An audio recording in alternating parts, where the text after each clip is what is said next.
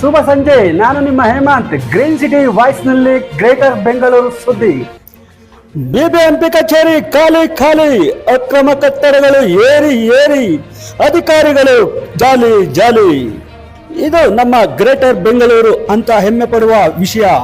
ಆದರೆ ಬಿಬಿಎಂಪಿ ಅಧಿಕಾರಿಗಳು ಸರ್ಕಾರದ ನಿಯಮ ಪ್ರಕಾರ ಮಧ್ಯಾಹ್ನ 3 ಗಂಟೆ ನಂತರ ಕಚೇರಿಯಲ್ಲಿ ಇರಬೇಕು. ಆದರೆ ಕಚೇರಿ ಖಾಲಿ ಖಾಲಿ, ಅಕ್ರಮ ಕಟ್ಟಡಗಳು ಏರುತ್ತಿವೆ. ಅಧಿಕಾರಿಗಳು ಲೋಕಾಯುಕ್ತ ಅಂದ್ರೆ ಭಯ ಇಲ್ಲದಂತಾಗಿದೆ. ಹೊಸ ಅಧಿಕಾರಿಗಳು ಬಂದಿದ್ದಾರೆ. ಈಗಲಾದರೂ ಕ್ರಮ ಕೈಗೊಳ್ತಾರಾ? ಜನರ ಕಷ್ಟ ಕೇಳೋ ಸಮಯ ಇದಾಗಿದೆ.